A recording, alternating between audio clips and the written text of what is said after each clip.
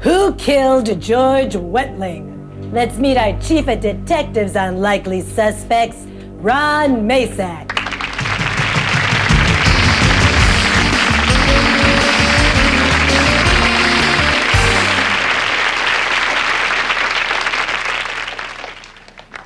We call this case Just Desserts. My department got the call last night.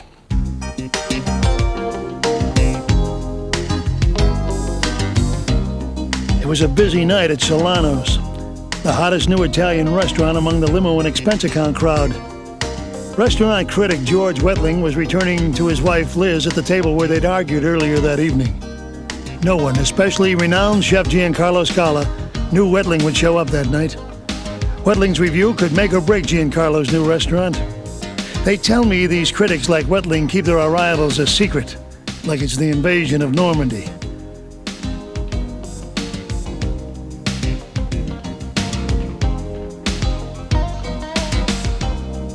Wetling offered his sultry wife Liz a taste of the dessert. She declined.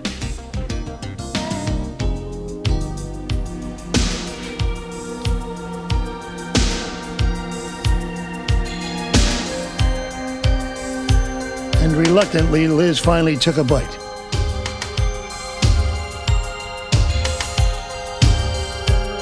The amaretto cheesecake was loaded with calories. Unfortunately, the cherry was loaded with cyanide. At least that's what the coroner's report concluded. Who killed George Wetling? My department has rounded up 3 most likely suspects. By cross-examining them, our sleuths and their celebrity partners are going to listen for key clues which will incriminate one of the suspects and help you at home and our audience here solve the case. And here's our lovely Sergeant-at-Arms Length, Lana.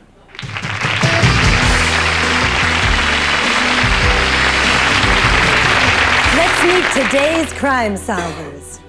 He's a lawyer, Randy Brenner. And his partner in crime, a talented actress who's played both detectives and villains, Brenda Vaccaro. And challenging them from Sarasota, Florida, Catherine Shield. And her partner, he solved his share of crimes on television over the years, Mr. Greg Morris. While our sleuths read the police report, we'll go through the lineup and meet today's 3 likely suspects. Giancarlo Scala, the co-owner of Solano's. His previous restaurant was ruined by a scathingly bad review by the victim. Before the dessert touched the victim's lips, Giancarlo touched the dessert. Step back. Liz Wetling.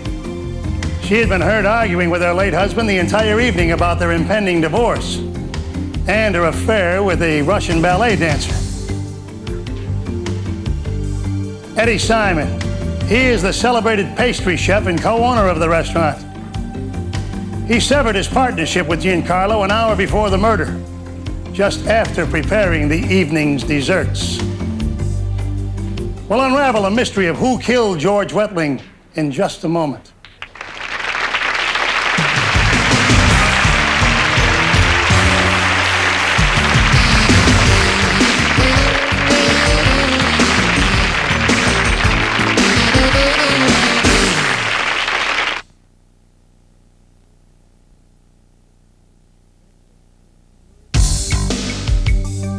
Restaurant critic George Wetling was found face down in his dessert debt of cyanide poisoning.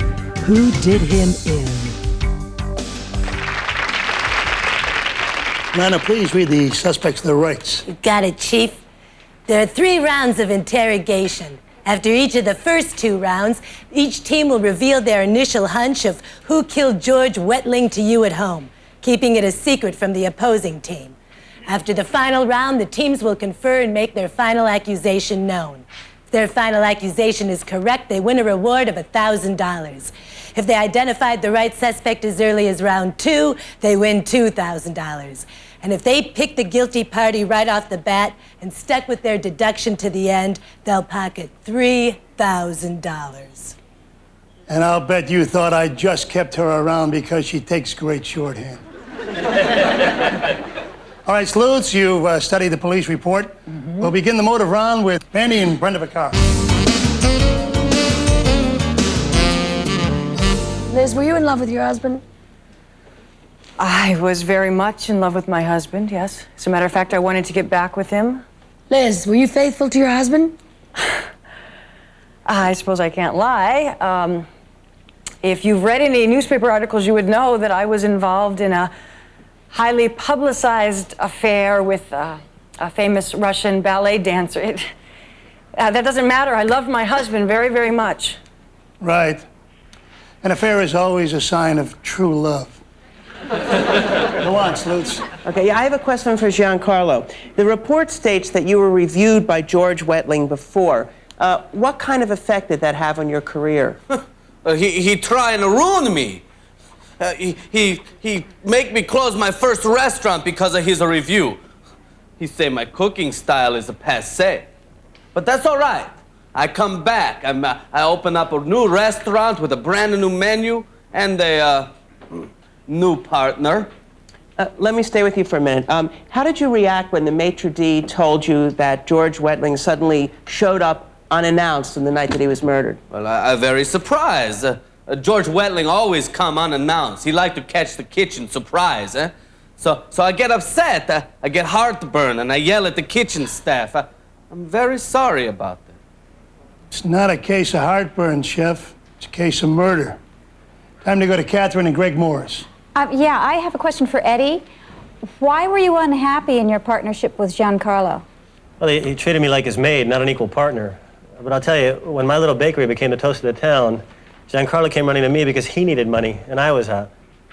Eddie, did he know how you felt? Sure, I told him about it that night. We had a huge fight about it in the kitchen. Liz, were you aware that your husband was in touch with his attorney about the divorce? I was made aware of the specifics that night, between the soup and the antipasto salad. Eddie, did you have any personal feelings about the victim? Well, I had heard he was a megalomaniac, and yeah, I knew the kind of power he had in our business, but now that I think about it, I never met the man.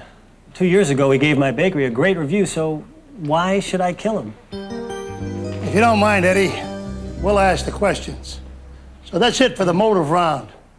Now, our victim may have shown up for his last meal unannounced, but he hardly won any Mr. Nice Guy awards. We've gotten the soup and salad, but it all sounds like applesauce to me. Confer, sleuths. We'll be right back to find out your first hunch right after I look up the word megalomaniac.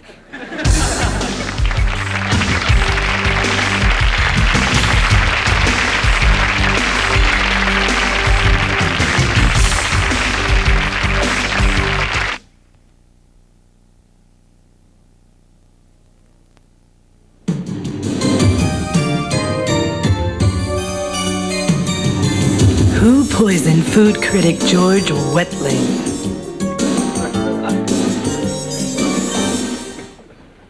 We know that Giancarlo's career had almost been destroyed by George. That Liz was upset about her impending divorce. And that Eddie hated his partner Giancarlo. But Giancarlo wasn't the victim. George Wetling was. Now, Catherine and Greg believe that the most likely suspect up to this point is Liz. Randy and Brenda picked Giancarlo. I'm going to introduce 3 pieces of physical evidence that our department turned up. And Lana's going to pass it among our celebrity teams.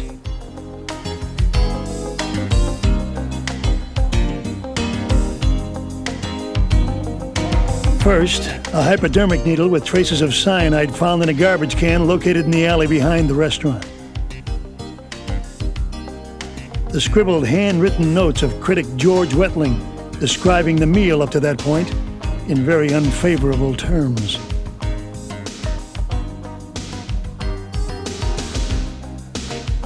And last, a letter found in Liz Wetling's purse addressed to the deceased from his attorney. Spelling out the terms of the divorce proceedings that George was about to file.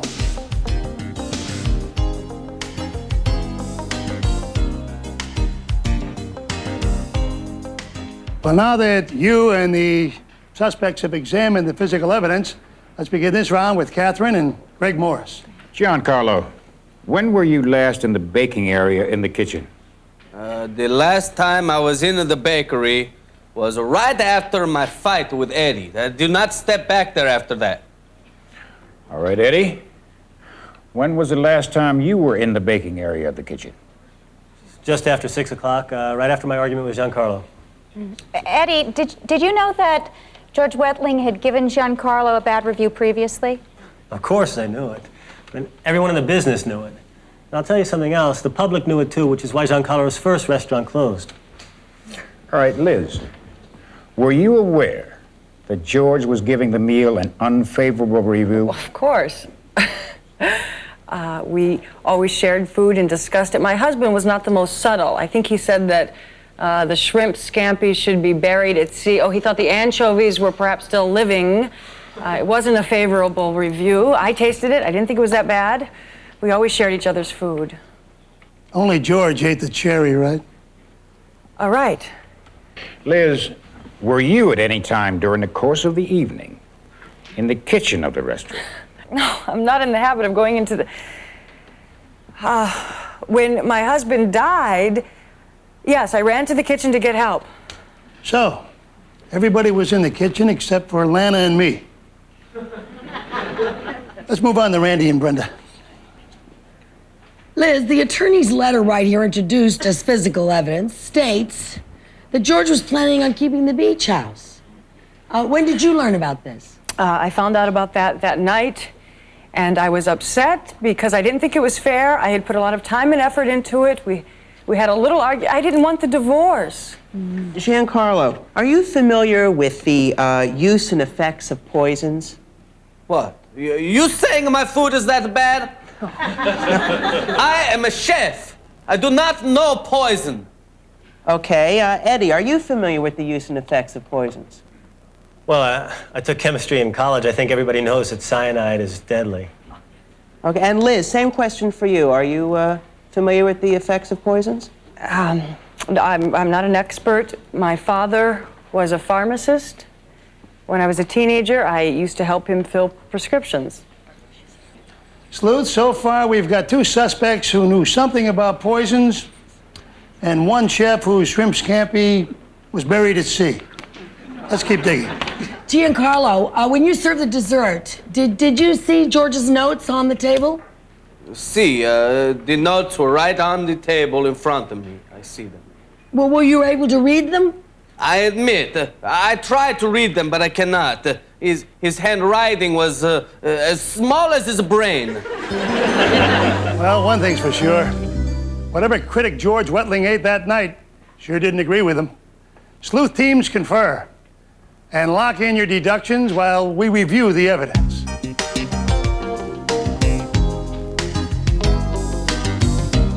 A hypodermic needle containing traces of cyanide. George Wetling's deadly review, which Giancarlo says he couldn't read. And the attorney's divorce letter we found in Liz's purse. Now remember, there's still 1 more round to go. Randy and Brenda picked Giancarlo. And Catherine and Greg put the finger on Liz. Now the 3rd and final round. We'll look at our suspects' alibis and begin with Randy and Brenda Vaccaro.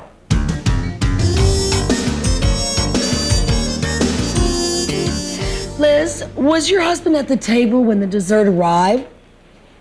No, he had excused himself. Why?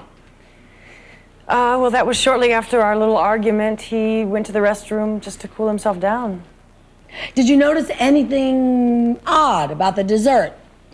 No. Giancarlo brought it to the table, made a nice little presentation. It looked good. Well, Liz, let me ask you something. Isn't it unusual for the chef or one of the owners, to bring out the dessert? No, not at all. My husband's a famous restaurant critic. It's normal for the owner or the chef to come to the table, to make a little fuss. If you're implying if Giancarlo tampered with the cheesecake in any way, I didn't notice. Liz, let me continue asking you questions here. After Giancarlo left you with the dessert, how long was it before George returned to the table? Not long at all, just a few moments. Well, why didn't you order dessert? I was full, and I was trying to watch my figure. Oh, come on, Mrs. Wetling. I'm sure that many men besides that Russian ballet dancer watch your figure.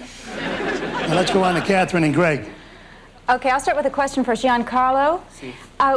Where and when did you first handle the dessert that was served to Mr. Wetling? The first time I handled this cheesecake was in the dining room. I take it from the waiter, check it out, make sure it looks nice, and then take it personal over to the Wetling table. A nice presentation. All right, now, Eddie, as the baker, you prepared all the restaurant's desserts, including the one that was served to Mr. Wetling. Is that correct? Yes. And imagine this. Giancarlo wanted to put a cherry on top. But I told him no. I said, I don't spend half the day preparing a special dessert for a critic like Wetling and then throw a cherry on top like it's a 90-cent banana split. When are you gonna learn, huh? Try telling this to Giancarlo. I mean, he's so stubborn, he never listens. Well, you're never gonna learn anything. Excuse me, Eddie? Yes. At what time did you leave the restaurant? I finished the desserts around 6 o'clock. We argued, I threw down my apron and I left. And where did you go? I went home, took a jacuzzi and calmed down, and then I immediately called my lawyer and tried to dissolve this partnership with Giancarlo. You know, the only ones who win in matters like these are the attorneys. And the Undertakers, Eddie. And the Undertakers. Go on, Greg and Catherine. Liz, did you taste the dessert? I did. I took a little corner of it. My husband insisted. He wanted my opinion. Well, I'm at the bottom of this cup of coffee, which means we're almost to the bottom of this case. Now, sleuths, remember, it was the cherry that was poisoned, not the cake. So while our sleuths confer and make their final deductions, the audience here is going to vote, and you at home make up your minds too. And we'll be back with the solution right after we give you this clue.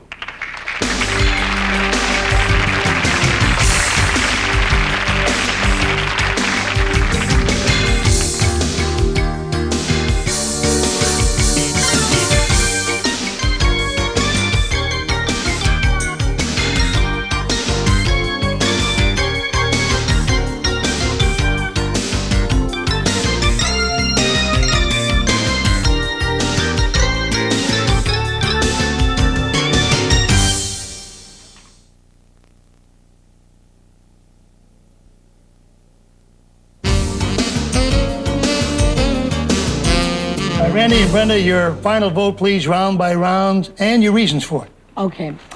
In round one, we believe Giancarlo had the strongest motive. Okay? I mean, because not knowing the food critic was coming that night doesn't mean he couldn't have gotten hold of the poison during the soup, salad, and the main course. Right. Then we stayed with him in round two. And then in round three, we found out that he actually had his hands on the food, so we're going to nail Giancarlo in all three rounds. All right, all right. If you're right, that's $1,000 a round, or $3,000.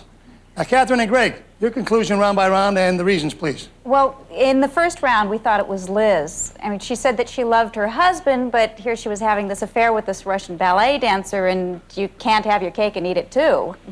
Sorry about that. Anyway, we stayed with Liz in the second round because she said that she knew a little bit about poisons, and she also said that she really wanted to keep that beach house. But something in the final round made us point to Eddie.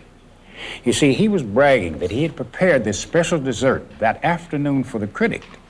Well, in round one, we all heard that Wetling always arrived unannounced. So we think that Eddie's contradicting himself, and we believe he's the murderer. All right, so according to our sleuths, Liz is getting off scot-free. Audience, let's reveal how you voted. Well, our audience here voted 53% for Giancarlo, 21% for Liz, and 26% for Eddie. So, Chief, who did serve up the fatal final feast? Well, the way I read it, it was a case of too many opportunities. And everyone seemed to have a reason for serving George his last supper. It was time for dessert on that fateful night at the restaurant. True, Giancarlo hated Wetling and did take the cherry-top cheesecake from the waiter. Then he brought it to the table while critic Wetling was gone. Giancarlo didn't expect Wetling that night. And I gotta believe the last thing Giancarlo needed for business was a dead food critic at his new restaurant. This had to be a premeditated crime. And Liz didn't have a motive until late that evening, when Wetling presented her with the divorce papers. Too late for Liz to go and get cyanide. The way I piece it together, had Liz eaten the cherry and not the cheesecake, she would have been the victim that night instead of her husband. Liz's shock was on the level when she saw her husband fall face first into the cake. So we're on the trail of someone who had to have the foresight and opportunity to get hold of the poison. To someone who decided the night before to get even with Giancarlo. Someone who put cyanide in the cherry.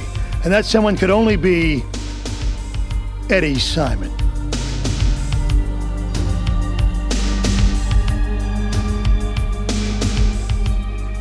Catherine and Greg were right about Eddie when they said he slipped up under interrogation here and told us he prepared the victim a special dessert that afternoon.